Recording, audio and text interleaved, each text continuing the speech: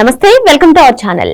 YS Jaganmohan Reddy వరుసగా senior నేతలతోటి, అదేవిధంగా cadre తోటి, అదేవిధంగా పార్లమెంటరీ పార్టీ సభ్యులతోటి సమావేశాలు నిర్వహిస్తూ వస్తున్నారు. మరి సడన్ గా ఈ సమావేశాలు ఏంటి, దీని వెనక కారణం ఏమై ఉండొచ్చు తెలుసుకునే ప్రయత్నం చేద్దాం. దీన్ని విశ్లేషించడానికి మనతో పాటుగా ఉన్నారు సీనియర్ జర్నలిస్ట్ సత్యమూర్తి గారు. నమస్తే సార్. నమస్కారం అండి. జగన్మోహన్ రెడ్డి కొన్ని కీలక నిర్ణయాలు తీసుకుంటున్నారని చాలా మంది చెప్తున్నారు సార్. కానీ అనూహ్యంగా నిన్నమ్మో సీనియర్ నేతలతో అందరితో సమావేశం నిర్వహించారు. ఈ రోజు కేడర్ తో సార్, రేపు పార్లమెంటరీ పార్టీ సభ్యులతో సమావేశం నిర్వహిస్తున్నారంట. ఏంటి సడన్ గా ఈ మీటింగ్లు ఏంటి, దీనికి కారణం అయి ఉండొచ్చు, అసలు ఏం జరుగుతుందంటారు, దీని వెనుక ఉన్న స్ట్రాటజీ ఏంటంటారు? ఇప్పుడు పార్టీ మీటింగులు పెట్టుకోవటం అనేది అది సహజంగా జరిగే ప్రక్రియ. అందులో ఏం పెద్ద ప్రత్యేకత ఏమీ లేదు, కొత్త విషయం కూడా ఏమీ లేదు. ఇక్కడ మనం ముఖ్యంగా గమనించాల్సింది ఏంటి అంటే, అధికారంలో ఉన్నంతకాలం విర్రవీగి అధికారాన్ని చలాయించిన వ్యక్తులు అధికారం కోల్పోయిన తర్వాత వాళ్ళు మళ్ళీ అధికారాన్ని చేజిక్కించుకోవటానికి ఎన్ని రకాల కుట్రలు పన్నుతున్నారు అనేది మనం చూస్తే మనకి క్లియర్ కట్గా ఈ మీటింగులు ఇవన్నీ కూడా ఎందుకు పెడుతున్నారు అనేది అర్థమవుతుంది. వాస్తవంగా అధికారం కోల్పోయిన తర్వాత జగన్మోహన్ రెడ్డి ఆయన చెప్పిన మాటలు ఏంటి అంటే, నాకు ఇప్పటికీ 39.75% ఓట్లు ఉన్నాయి. దాన్ని రౌండ్ ఫిగర్ చేసి చెప్పాడు అనుకో, 40% ఓట్లు నాకు ఉన్నాయి, నన్ను ప్రజలు పూర్తిగా తిరస్కరించలేదు అని చెప్పాడు. అదే కాకుండా నేను చాలామందికి పెన్షన్లు ఇచ్చాను, చాలామందికి అమ్మఒడి ఇచ్చాను, అది ఇచ్చాను, ఇది ఇచ్చాను, రైతులకి అకౌంట్లలో డబ్బులు వేశాను, ఈ డబ్బులన్నీ తీసుకొని కూడా ప్రజలు నన్ను మోసం చేశారు అని చెప్పాడు. అంటే తను చేసిన అఘాయిత్యాలు, అకృత్యాలు, అవినీతి పనులు, వీటిని ఓడిపోయిన కొత్తలో చెప్పలేదు, ఇప్పటికీ చెప్పట్లేదు. ఇప్పటికీ ఆయన నాయకులు, ఆయన అనుచరులు చాలామంది అరెస్ట్ అవుతూ ఉంటే అవన్నీ అక్రమ అరెస్టులు అంటున్నాడు తప్ప జగన్మోహన్ రెడ్డిలో పశ్చాత్తాపం కనపట్టలేదు. పైగా ప్రతిసారి విలేకరుల సమావేశాలు పెడుతున్నాడు, అబద్ధాలు చెప్తూ ఉన్నాడు. దాంతో ఏమైపోయింది అంటే, మొత్తం క్యాడర్ మొత్తం కూడా డిమోరలైజ్ అయిపోయి ఉన్నది ఆయనకి. అంటే వైఎస్ఆర్ కాంగ్రెస్ పార్టీ అనేది క్యాడర్ బేస్డ్ పార్టీ కాదు, అది ఒక ఎమోషన్ బేస్డ్ పార్టీ. అంటే మా నాన్నను చూసి నాకు ఓటేయండి అని అడుక్కొని అధికారంలోకి వచ్చిన పార్టీ. దానికి క్యాడరు ఉన్నట్టు కనపడుతుంది. నా మాటల్ని జాగ్రత్తగా అర్థం చేసుకోండి. క్యాడరు ఉన్నట్టు కనపడుతూ ఉంటుంది. వాళ్ళందరూ కూడా మేము జగన్మోహన్ రెడ్డి అంటే మేము గుండె కోసిస్తాము, మేము రక్తం దారపోస్తాము, మేకల తలలు నరికి మేము ఇస్తాము అని చెప్తూ ఉంటారు. ఎమోషన్ తోటి, సెంటిమెంట్ తోటి మాత్రమే వాళ్ళకి లింక్ ఉంటుంది. క్యాడర్ అంటే ఏంటి అంటే ఇది కాదు, వీళ్ళని సైకో ఫ్యాన్స్ అంటారు. క్యాడర్ అంటే ఏంటి అంటే పార్టీకి ఏదైనా సిద్ధాంతం ఉండి, ఆ సిద్ధాంతానికి ఆకర్షితులై ఉండి, ఆ సిద్ధాంతానికి కట్టుబడి ఉండి, ఆ సిద్ధాంతాన్ని నెరవేర్చడానికి మా నాయకుడు ప్రయత్నిస్తాడు అనే నమ్మకం ఉంటే ప్రజా వీళ్ళని క్యాడర్ అంటారు. జగన్మోహన్ రెడ్డి విషయంలో అటువంటిది ఏది ఉండదు. మొత్తానికి ఏంటంటే విద్వేషాన్ని రెచ్చగొట్టడం, ఒక కులం మీదో, ఒక మతం మీదో, ఒక ప్రాంతం మీదో విద్వేషం రెచ్చగొట్టడం, ఆ టైంకి వాళ్ళందరినీ వెంటేసుకొని తిరగటం. అందుకని వైఎస్ఆర్ కాంగ్రెస్ పార్టీకి క్యాడర్ ఉండదు. వైఎస్ఆర్ కాంగ్రెస్ పార్టీలో ఉండేదందరూ సైకో ఫ్యాన్స్ ఉంటారు. అంటే వాళ్ళందరూ జగన్మోహన్ రెడ్డితో మేము అటాచ్ అయి ఉన్నాం అని చెప్పుకుంటూ ఉంటారు. వాస్తవంగా జగన్మోహన్ రెడ్డికి కావాల్సింది కూడా అదే. ఎందుకంటే అతనికి క్యాడర్ ఉండి, స్ట్రక్చర్ ఉండి, పార్టీ స్ట్రక్చర్ ఉంటే నాయకులు తయారవుతారు. నాయకులు తయారైతే వాళ్ళందరూ నాకు ఎదురు తిరుగుతారు అన్న ఉద్దేశంతో పార్టీ క్యాడర్ని బిల్డ్ చేయటం, ఆ క్యాడర్కి ఒక ట్రైనింగ్ లాంటిది ఇచ్చి మనం ఈ సిద్ధాంతం కోసం పనిచేస్తున్నాం అని చెప్పటం, ఇటువంటి పనులు జగన్మోహన్ రెడ్డి చెయ్యడు. మీరు ఎప్పుడైనా చూడండి, అధికారంలో ఉన్నప్పుడు కానీ, అధికారం నుంచి దిగిపోయిన తర్వాత కానీ, అధికారంలో రావటానికి ముందు కానీ అతను ఎప్పుడూ సెంటిమెంట్లను రెచ్చగొట్టడానికే ప్రయత్నం చేశాడు తప్ప క్యాడర్ని కలుపుకొని పోవటానికి, లీడర్లని విశ్వాసంలోకి తీసుకోవటానికి ఏ రోజున ప్రయత్నం చేయలేదు. అందుకని జగన్మోహన్ రెడ్డి చేసే పనులన్నీ కూడా మీరు అధికారం కోల్పోయిన తర్వాత ఏం చేస్తున్నాడో చెప్తే మీకు క్లియర్గా అర్థమవుతుంది, ఒక ఐడియా వస్తుంది. ఏం చేస్తున్నాడు? రాజధాని అమరావతి కాదు అని చెప్తూ ఉన్నాడు. అసలు రాజధాని అనే కాన్సెప్టే రాజ్యాంగంలో లేదు అని చెప్తూ ఉన్నాడు. ఎందుకు చెప్పాడు అట్లా? ఆ తర్వాత అతను చెప్పిన దాన్ని సజ్జల రామకృష్ణారెడ్డి వచ్చి కరెక్షన్ చేయడం ఏంటి?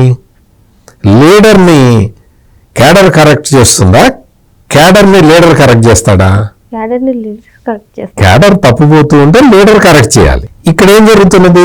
లీడర్ని ఈ కింది స్థాయి నాయకులు, సజ్జల రామకృష్ణారెడ్డి అంటే కింది స్థాయి నాయకుడే కదా, జగన్మోహన్ రెడ్డి పైన గౌరవాధ్యక్షుడు కాదు కదా. మరి జగన్మోహన్ రెడ్డిని కరెక్ట్ చేస్తున్నాడు ఇతను. అంటే అర్థం ఏంటి? జగన్మోహన్ రెడ్డికి ఒక సిద్ధాంతము, ఒక దీని మీద నమ్మకం లేదు. అమరావతి రాజధాని కాదు, రాజధాని అనే విషయం రాజ్యాంగంలో లేదు అని క్లియర్ కట్గా చెప్పిన తర్వాత లేదు లేదు అమరావతికే కట్టుబడి ఉంటామని సజ్జల రామకృష్ణారెడ్డి చెప్పాడు. ఇది మొదటిసారి కాదు, ఇట్లా ఒక 4-5 సార్లు జరిగింది ఇప్పటికీ. జగన్మోహన్ రెడ్డి నేనేమో విశాఖపట్నం రాజధాని, నేను అక్కడి నుంచే పరిపాలన సాగిస్తాను అని చెప్పి అధికారంలో అంటే ఎలక్షన్ టైంలో అన్నిసార్లు చెప్పాడు. ఈయన కాదంటాడు. సజ్జల రామకృష్ణారెడ్డి చెప్పేది డిఫరెంట్ వెర్షన్ చెప్తూ ఉంటాడు. అంటే వాళ్ళకి అసలు ఒక సిద్ధాంతం అంటే ఎట్లా ఉంటుంది అని మీరు అడగచ్చు.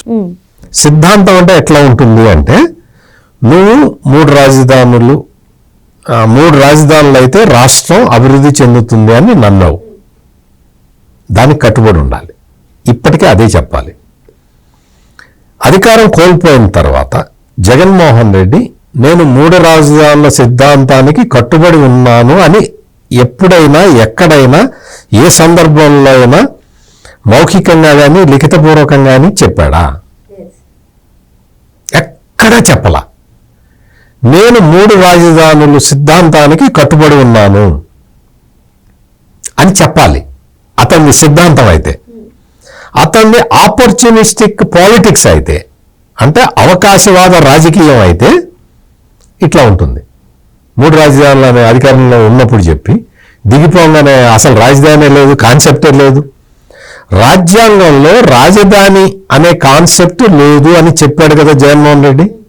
మరి 3 రాజధానులు ఏంటి? 3 ప్లేసులు అని చెప్పాలి కదా. 3 క్యాపిటల్స్ అని ఎందుకు చెప్పావు? అంటే నీకు అప్పుడు తెలీదా? ఇప్పుడు తెలీదా? ఎప్పటికీ నువ్వు తెలుసుకునే ప్రయత్నం చేయవా? ఇది అంటే ఒక సిద్ధాంతం మీద వెళ్ళే వాళ్ళకైతే తెలుస్తుంది. ఇతనికి సిద్ధాంతమే లేదు కాబట్టి ఏం తెలియదు. అందుకనే క్యాడర్ని సమీకరించుకోవటానికి ఇతనికి ఎక్కడ గాలిని ఎట్లా సమీకరిస్తావు? అది జగన్మోహన్ రెడ్డి ఇప్పుడు చేస్తున్న ప్రయత్నం. అధికారం కోల్పోయిన తర్వాత అతనికి వాస్తవం గమనంలోకి వచ్చింది. నేను జగన్మోహన్ రెడ్డి అధికారంలో ఉన్నప్పుడే 2.5 సంవత్సరాల కిందటే చెప్పాను, నేను యాంటీ ఇన్కంబెన్సీ ఫ్యాక్టర్ చాలా తీవ్రంగా ఉన్నది. యాంటీ ఇన్కంబెన్సీ దేశంలో ఏ రాష్ట్రంలో లేనంత ప్రభుత్వ వ్యతిరేకత ఆంధ్రప్రదేశ్లో కనిపిస్తున్నది అని చెప్పి నేను ఒకసారి కాదు 100 సార్లు చెప్పుంటా. మొత్తం మామూలుగా అంటే మీ ఛానల్లోనే కాదు, నేను చాలా శాటిలైట్ టీవీ ఛానల్స్లో కూడా చెప్పా. 2.5 సంవత్సరాలు అతని అధికారంలో ఉన్న 2.5 సంవత్సరాలు గడవంగానే నేను చెప్పా యాంటీ ఇన్కంబెన్సీ ఫ్యాక్టర్ చాలా తీవ్రంగా ఉంది అని. అంటే జగన్మోహన్ రెడ్డికి ఈగో ప్రాబ్లం లేకపోయినట్టయితే వేరే విధంగా ఉండేది. కానీ ఇతనికి ఈగో ప్రాబ్లం. అందుకని ఏం చేశాడు? యాంటీ ఇన్కంబెన్సీ ఫ్యాక్టర్ని అడ్డుకోవటానికి ఏం చేయాలి? నువ్వు నీ పాలసీల్ని కరెక్ట్ చేసుకోవాలి. నీ పాలసీల్ని కరెక్షన్ చేసుకుంటే యాంటీ ఇన్కంబెన్సీ ఓవర్ 5% 6% తగ్గటానికి అవకాశం ఉంటుంది. కానీ జగన్మోహన్ రెడ్డి ఏం చేశాడు అంటే ఈ యాంటీ ఇన్కంబెన్సీ ఫ్యాక్టర్ అనే ఒక సూత్రాన్ని నమ్మకుండా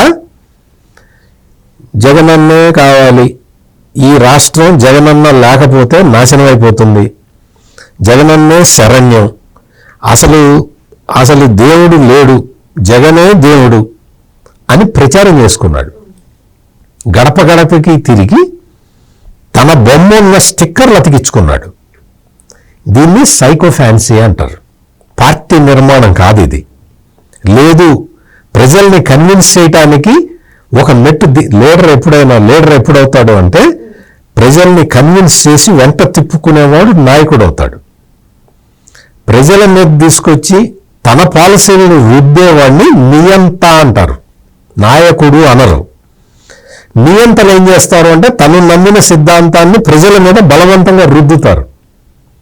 తను నమ్మిన సిద్ధాంతాన్ని నమ్మని వాడిని అడ్డు తొలగించుకుంటారు. అది నియంతల లక్షణం. జగన్మోహన్ రెడ్డి చేసిన పని అది. అందుకని ఇక్కడ జగన్మోహన్ రెడ్డి క్యాడర్ తోటి మీటింగ్ పెట్టుకున్నాడని మీరు 2 సార్లు ఇప్పుడు అన్నారు. క్యాడర్ కాదది, కొంతమంది సైకో ఫ్యాన్స్ని పిలుచుకుంటున్నాడు. నిజమైన క్యాడర్ కాదు, నిజమైన క్యాడర్ లేదు అక్కడ. మరి 40% ఓట్లు వచ్చినాయి కదా అని మీరు అడగచ్చు. ఆ ఓట్లన్నీ కాంగ్రెస్ పార్టీకి సంబంధించినవి. కాంగ్రెస్ పార్టీ ఆంధ్రప్రదేశ్లో లేదు కాబట్టి ఆల్టర్నేటివ్గా జగన్మోహన్ రెడ్డికి పడుతున్న ఓట్లు అవి. జగన్మోహన్ రెడ్డి సొంత ఓట్లు కాదవి. ఆంధ్రప్రదేశ్లో తెలుగుదేశం ఉన్నది, యాంటీ తెలుగుదేశం ఓట్లు ఉన్నాయి. ఆ ఓట్లు కాంగ్రెస్ ఓట్లు, ప్రో కాంగ్రెస్ ఓట్లు యాంటీ తెలుగుదేశం ఓట్లు అవుతాయి. ఈ ప్రో కాంగ్రెస్ ఓట్లు, యాంటీ తెలుగుదేశం ఓట్లు ఎక్కడికి వెళ్ళాలో తెలియక జగన్మోహన్ రెడ్డి దగ్గరికి వచ్చినాయి. అంటే ఓట్లు ఆయనవి కాదు, క్యాడరు ఆయన్ని కాదు, అక్కడున్న లీడర్లు ఆయన మనుషులు కాదు, ఒకళ్ళిద్దరు తప్ప. ఇప్పుడు స్కాండల్స్లో ఇరుక్కొని జైలుకి వెళ్ళిన వాళ్ళు మాత్రమే జగన్మోహన్ రెడ్డి మనుషులు. ఇప్పుడు మద్యం కుంభకోణంలో కొంతమంది వెళ్ళారు, నకిలీ మద్యం కుంభకోణంలో కొంతమంది వెళ్ళారు, ఈ కొంతమంది గనుల కుంభకోణంలో కొంతమంది వెళ్ళారు. వాళ్ళే జగన్మోహన్ రెడ్డికి నిజమైన మనుషులు. మిగిలిన వాళ్ళెవరూ కాదు. వాళ్ళెవరిని కూడా నమ్మలేదు, ఇతను దగ్గరికి రానివ్వలేదు. అట్లా తను నన్ను దగ్గరికి తీసుకున్న వాళ్ళందరూ ఈ రోజున జైళ్లలో ఉన్నారు, కేసుల్లో ఇరుక్కొని ఉన్నారు. ఇది సెనేరియో. అందుకని జగన్మోహన్ రెడ్డి ఈ పార్టీ క్యాడరు అని పేరు చెప్పి మీటింగులు పెట్టుకోవటం అది కేవలం వాళ్ళకి ఈ సైకో ఫ్యాన్స్ని సంతృప్తిపరచటానికే. అందుకనే వాడెవడో రప్ప నరుకుతాను అంటే జగన్మోహన్ రెడ్డికి తెలుసు వాడు తన సైకో ఫ్యాన్ అని. అందుకని వాడిని సంతృప్తిపరచటానికి రప్ప తలలు నరుకుతానంటే తప్పే ఉంది అని చెప్పాడు. క్యాడర్ని అట్లా చెప్పరు, అట్లా అడ్రస్ చేయరు. అందుకని అంటే వ్యక్తి పూజ చేసేవాళ్ళు, తను డబ్బులు ఇస్తే బతికేవాళ్ళు, తన మీద ఆధారపడి బతికేవాళ్ళు, తను సోషల్ మీడియా కార్యకర్తల్లాగా పెట్టుకొని డబ్బులు ఇచ్చి పోషిస్తున్న వాళ్ళు, వీళ్ళు మాత్రమే జగన్మోహన్ రెడ్డి తోటి ఉన్నారు. వాళ్ళ పేరు వేరుంది, క్యాడర్ కాదు. ఇప్పుడు లీడర్లు అని చెప్పి మీరు ఇంకోటి కూడా అన్నారు కదా, ముఖ్యమైన నాయకులతోటి మాట్లాడాడని. ముఖ్యమైన నాయకులు ఎవరు? ఆ నాయకులు ఏం చెప్పారు? ఆ నాయకులు ఓటమి మీద ఫీడ్బ్యాక్ ఇస్తే తీసుకున్నావా? ఆ నాయకులు ఇప్పుడు అందరూ ఓడిపోయి ఉన్నారు కదా, ఎందుకు ఓడిపోయారో అన్నా చెప్పండి అన్నా అని ఎవరినన్నా అడిగావా నువ్వు? ఇంక మరి అతను నాయకుడు ఎట్లా అవుతాడు? అతను కూడా ఒక సైకోఫాంటే. నీ వ్యక్తి ఆరాధన చేసేవాడు మాత్రమే తప్ప నీకు పార్టీ లేదు, పార్టీకి స్ట్రక్చర్ లేదు, ఆ పార్టీకి క్యాడర్ లేదు. క్యాడరే లేనప్పుడు లీడర్ ఉంటాడు. ఇది ప్రాసెస్. అందుకని జగన్మోహన్ రెడ్డి ఎన్నిసార్లు ఎంతమందిని భ్రమ పెట్టాలని చూసినా ఆ భ్రమ పెడుతున్నది తన సైకో ఫ్యాన్స్ని మాత్రమే. తన తన చుట్టూ ఉండే ఈ ఇఫోరియాని కాపాడుకోవటానికి అతను చేస్తున్న ప్రయత్నం ఇది బూమరాంగ్. ఇప్పటికే అయింది, ఎలక్షన్లో అదే చూసాం, ఇప్పటి వరకు అదే చూసాం, భవిష్యత్తులో కూడా అదే చూస్తాము. జగన్మోహన్ రెడ్డికి అందరినీ కలుపుకెళ్ళే మనస్తత్వం లేదు, ఎవరిని కలుపుకెళ్ళడు. తన వాళ్ళు అనేది సపరేట్గా ఉంటారు. కోటరీ కోటరీ కోటరీ అని విజయసాయిరెడ్డి తడతడకి చెప్తున్నది అదే. విజయసాయిరెడ్డి చెప్తున్నది ఏంటి? మీ కోటరీ అంటే ఎవరు? ఇప్పుడు జైల్లో ఉన్నవాళ్ళు, అక్రమ మద్యం కేసులో జైల్లో ఉన్న వాళ్ళే మీ కోటరీ. కొంతమంది వేరే కేసుల్లో జైల్లో ఉన్న వాళ్ళు మీ కోటరీ. నువ్వు వాళ్ళ మీదే ఆధారపడ్డావు, నీ మీద వాళ్ళు ఆధారపడ్డారు, వాళ్ళ మీద నువ్వు ఆధారపడ్డావు. అది తప్పయా అని విజయసాయిరెడ్డి చెప్తున్నాడు. అందుకని జగన్మోహన్ రెడ్డి లీడర్తో మాట్లాడాడు. ఏదో లీడర్ ఎవడున్నాడు అక్కడ? క్యాడర్తో మాట్లాడాడు. క్యాడర్ ఎవడున్నాడు అక్కడ? ఎవ్వరూ లేరు. వాళ్ళందరూ కూడా ఇతని మీద ఆధారపడి ఉండే కొంతమంది వ్యక్తులు తప్ప అక్కడ పార్టీకి స్ట్రక్చరే లేదు. మరో అంశంతో మళ్ళీ కలుద్దాం. థ్యాంక్